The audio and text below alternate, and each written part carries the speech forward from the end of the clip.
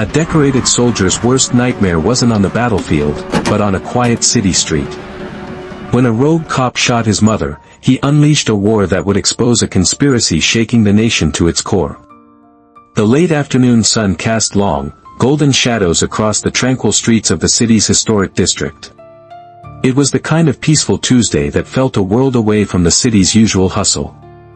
Amara Johnson, a woman whose 58 years had etched wisdom and kindness into the lines around her eyes, walked with a gentle, unhurried gait. A retired history teacher, she now volunteered as the heart and soul of the local community library. Tucked under her arm was a canvas tote bag, not filled with groceries, but with a fresh set of illustrated children's books she had personally selected for the library's evening reading hour. Her silver-rimmed glasses sat perched on her nose, and a simple, elegant beige cardigan was draped over her shoulders, warding off the coming evening's chill. She passed a row of manicured lawns and blooming magnolia trees, the sweet scent perfuming the air.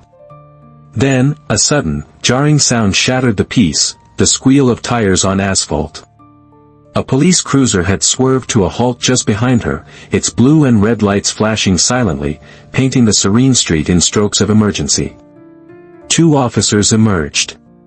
The one from the driver's side, Officer Kalen Rourke, moved with a rigid, almost predatory confidence. His uniform was impeccably pressed, his blonde hair cemented in place with gel. His partner, a younger officer named Finch, looked visibly tense, his movements uncertain. "Ma'am. I need you to stop right there," Rourke called out, his voice sharp and devoid of courtesy. Amara turned, a polite, questioning look on her face. "Is there a problem, officer?" Rourke closed the distance, his presence looming. He ignored her question. "Where are you coming from?" His eyes scanned her from head to toe, a dismissive curl on his lip. "I'm coming from my home, just a few blocks away," Amara replied, her tone even and calm, the voice of a teacher accustomed to de-escalating tension. "I'm on my way to the public library on Elm Street." "The library," Rourke repeated, drawing the word out as if it were an alibi. "This is a nice neighborhood. A little too nice for evening strolls, wouldn't you say? We've had reports of suspicious activity." Amara's posture stiffened slightly. She understood the insinuation. "Officer, the only thing suspicious here is why you've stopped me. I am a resident of this community. I have been for 30 years. I'm going to need to see some identification," Rourke demanded, his hand resting casually on the butt of his holstered firearm. "For what reason? Am I being detained?" Amara asked, her voice still steady, but now with a firm edge of principle. "I know my rights." Rourke's jaw tightened. He saw not a citizen, but a challenge. "Your attitude is the reason. Now show me your ID, or I'll consider this obstruction." Finch shifted his weight nervously. "Kalen, maybe we should just stay out of this, Finch," Rourke snapped without looking at him. He took another step toward Amara. "Let's see what's in the bag." "These are children's books," Amara stated, holding the tote bag slightly away from him. "For the library." That was the final straw for Rourke's fragile authority. In a sudden, violent motion, he lunged forward and grabbed her arm. Amara cried out, more in shock than pain, and instinctively pulled back. The canvas bag slipped from her grasp, the colorful books scattering across the sidewalk. "Stop resisting arrest!" Rourke yelled, his voice echoing in the quiet street. "I'm not resisting," Amara cried, trying to regain her balance. But Rourke was already escalating. He drew his taser, the crackling sound of it charging filling the air with menace. Finch's eyes went wide with panic. "Kalen, no." Before Finch's warning could fully register, Rourke, in a moment of pure, unadulterated rage, dropped the taser, his hand flying to his hip. He drew his service pistol. A single, deafening bang ripped through the twilight air. Amara Johnson crumpled to the ground. A dark, crimson stain began to blossom on her beige cardigan, a horrific flower blooming in the place where a bullet had torn through her side. The world spun into a nauseating blur as a searing pain consumed her. The piercing scream of high-performance tires was the second gunshot of the evening. A black Dodge Charger, sleek and unassuming, executed a perfect tactical stop, boxing in the police cruiser. The driver's door flew open before the car had fully settled. Sergeant Major Kai Johnson emerged. He moved not like a civilian, but like a force of nature, a predator released into an unsuspecting environment. Every line of his body, from his broad shoulders to his steady, focused gaze, radiated a lethal calm honed by 2 decades in the U.S.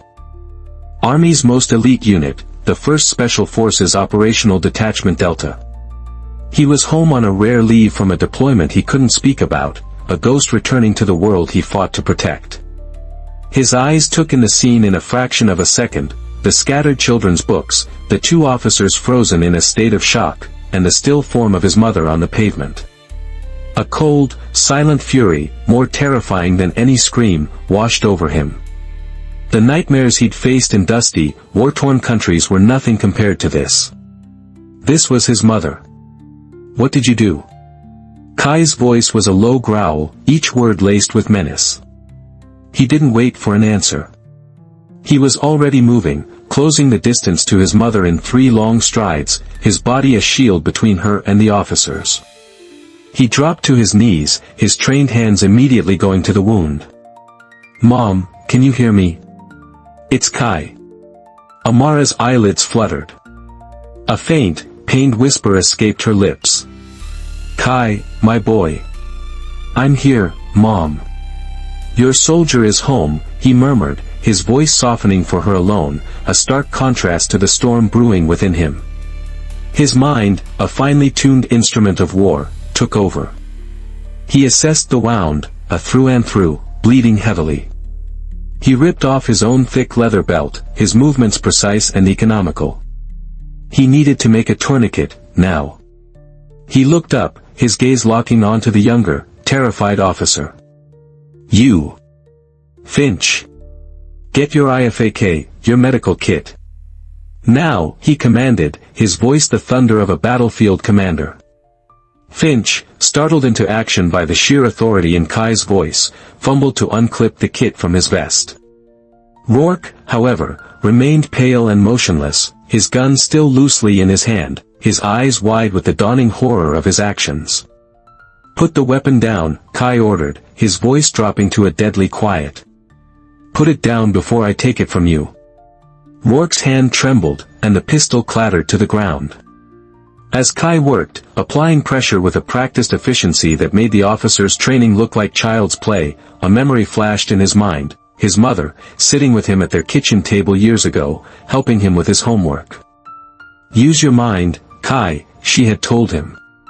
"Your strength is here," she'd said, tapping his head, "not just in your fists." Now, every fiber of his being screamed for vengeance, for the visceral release of violence he was so expertly trained to deliver. But for her, he held it back. He channeled the inferno of his rage into a single, cold point of focus, saving her life.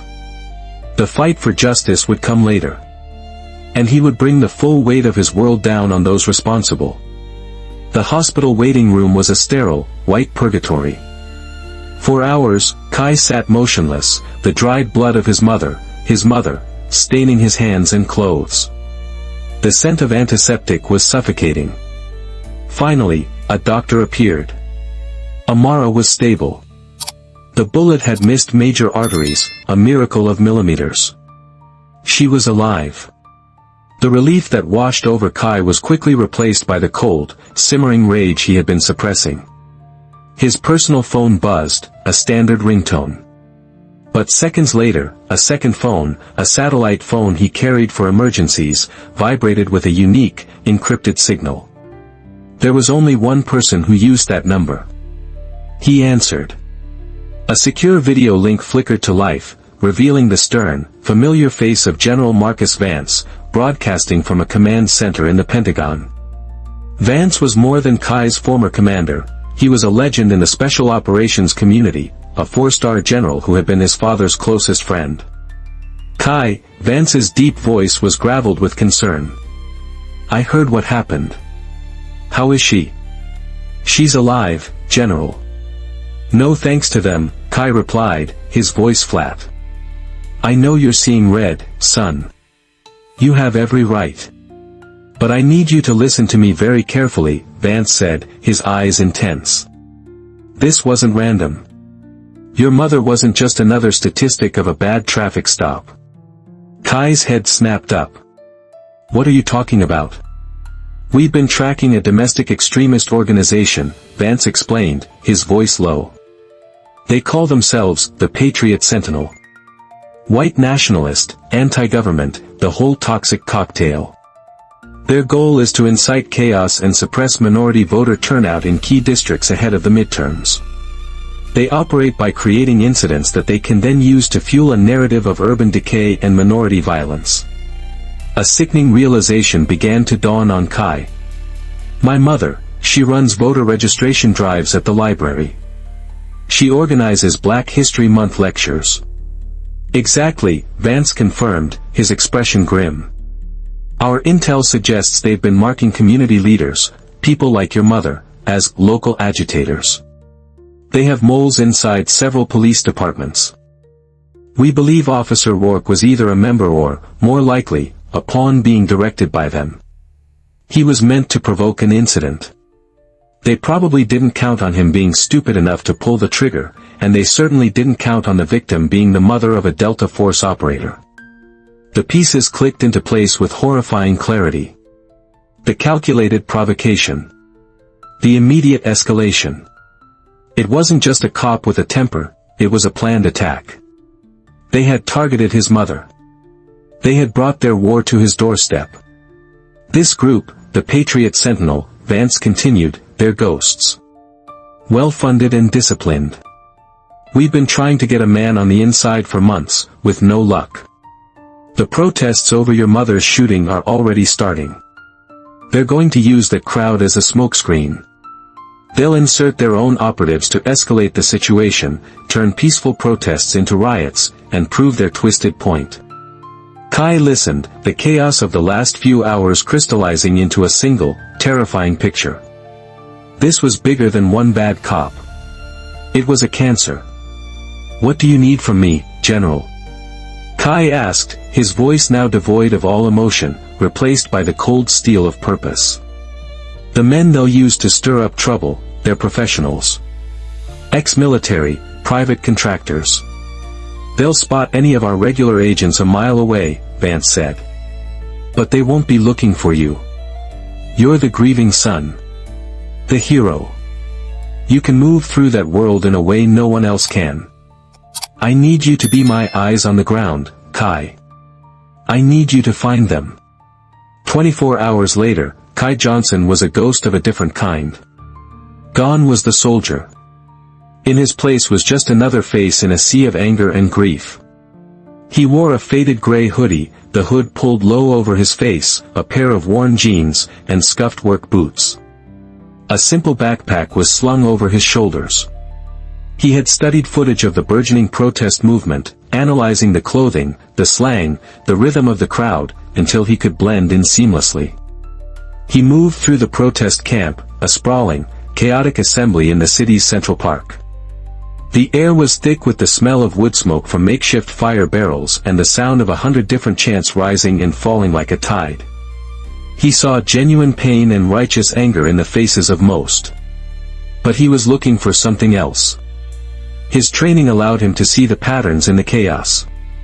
He ignored the loud talkers, the ones with the biggest signs. He watched the quiet ones. He observed the flow of the crowd, noting how it eddied and surged, and looked for the rocks that were directing the current. He found them near a supply tent. A small group of men, 4 of them, stood slightly apart from the main crowd. They weren't chanting. Their eyes weren't on the speakers on the makeshift stage, they were scanning the crowd, the rooftops, the police lines. They communicated with subtle, economic gestures, a slight nod, a flick of the wrist, a tap on the ear. It was the nonverbal language of a trained fire team. Kai drifted closer, using a group of students as cover. He focused on their leader, a man with a military-style buzz cut and the rigid posture of a career soldier. As the man turned to speak to one of his subordinates, his sleeve rode up his arm, revealing a tattoo on his wrist, a shield, shattered into 3 pieces. A symbol Kai had seen before, on a private military contractor in Afghanistan. He continued his surveillance, tailing one of the men as he broke off from the group. The man moved with purpose, slipping through the crowd and into a quiet side street, where he made a brief, hushed phone call. Kai was too far away to hear, but he didn't need to.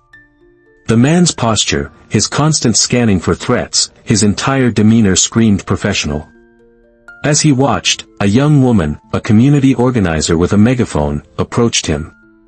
"Hey, you've been standing here for a while. You okay? We've got water and snacks over there if you need anything." "I'm fine," Kai said, his voice a low mumble. "Just angry." "I get it," she said, her eyes filled with sincere empathy. "We all are. Just, be careful. There are some people here who seem to want trouble. It's not what this is about." She was right. And Kai knew he was looking right at them. He pulled out his encrypted phone, shielding it from view. He sent a single, coded text to General Vance, eyes on sentinels. 4-man team. Awaiting instructions. The response came seconds later, identify leader. Do not engage. A federal team is being mobilized. You are the tip of the spear, Kai. Guide us in. The operation unfolded with the silent, deadly precision of a predator strike. It was a 2-front war. The first front was on the streets. Kai became a shadow, tracking the mercenary leader with an instinct honed in the world's most dangerous places. The man, whose name was later found to be Decker, led his team toward the edge of the protest, near a police barricade where tensions were already high. Their intent was clear, to spark a confrontation that would ignite the entire city. Kai relayed their movements in real time to Vance's command center, painting a picture for the federal TAC team that was closing in around them like a tightening fist. The second front opened under the fluorescent lights of the police headquarters. Officer Finch, Rourke's young partner, had been cracking under the weight of his guilt for 2 days. Placed in an interrogation room with 2 seasoned internal affairs detectives, he finally broke. He got a call. Rourke did, Finch stammered, his face pale and slick with sweat. Right before our shift. He was different after. Angry. He kept muttering a name. The Patriot Sentinel. He said it was time to send a message. I didn't know. I swear I didn't know he was going to shoot her. Finch's confession was the key. It was the direct link from the conspiracy to the trigger man. Back on the street, Decker's team was preparing to make their move. One of his men pulled a bag of rocks from his backpack, another had a bottle filled with flammable liquid. This was the flashpoint. Team is moving in now, Kai, came the voice in his discreet earpiece.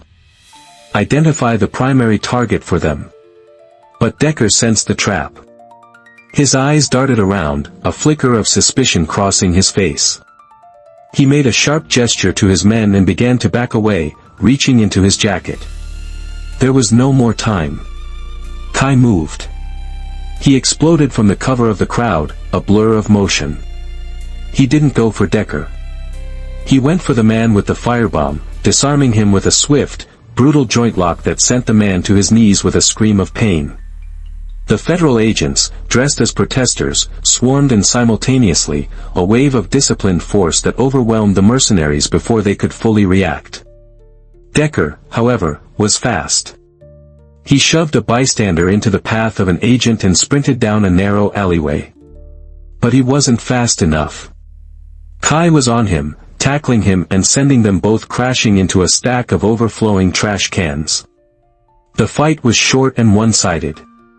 Kai, moving with practiced violence, neutralized Decker with a series of precise, non-lethal strikes, subduing him without throwing a single punch. He wrenched Decker's phone from his hand as the agents cuffed the mercenary leader. On the screen was an open, encrypted messaging app. The last message sent was to a contact labeled K.R. Hawk. The message read, "It's getting hot. We're going loud." Later, in the sterile interrogation room, a defeated officer Kalen Rourke was confronted with the evidence. When the detectives revealed that K.R. Hawk was the username linked to his own burner phone, the arrogant sneer finally vanished from his face, replaced by the cold, stark terror of a man who knew the game was over. The arrest of Decker's team and Officer Rourke was the thread that unraveled the entire conspiracy. The story of the Patriot Sentinel exploded across the nation. A series of news clips flashed across a television screen, montage of the fallout, federal agents raiding offices in 3 different states, a handful of politicians and business leaders being led away in handcuffs, news anchors discussing the deep-seated corruption that had been exposed. The narrative had been ripped from the hands of the conspirators and rewritten by the truth. The camera pans to a hospital room. Amara Johnson, propped up on her pillows, watches the broadcast. There are tears in her eyes, but they are not tears of pain. A faint, proud smile touches her lips as she watches her son speaking at a press conference, his voice calm and steady, not as a soldier, but as a son demanding accountability. Months later, the city has begun to heal. The anger in the streets has been channeled into action, into community organizing and record-breaking voter registration. The final scene is set in the sunlit community room of the library where Amara worked. It's packed. Every seat is taken. Amara stands at the podium, a cane resting by her side. Kai stands in the back of the room, his arms crossed, watching his mother. She is no longer a victim, she is a symbol of resilience. Her voice, quiet but unwavering, fills the room. "They tried to silence a voice with a bullet," she says, her gaze sweeping across the faces of her community. "They believed that fear was more powerful than hope. But they made a grave miscalculation." She pauses, a powerful smile gracing her lips. "They didn't realize that they weren't just giving me a scar. They were giving me a microphone." The room erupts in a standing ovation, a wave of love and respect washing over her. Amara and Kai's story is a powerful reminder that one person's courage can illuminate the darkest corners. But their fight is far from unique. What are your thoughts on holding power accountable? Share your perspective in the comments below. And please, comment with respect for everyone's experience. If this story moved you, like, share, and subscribe for more stories about ordinary people doing extraordinary things.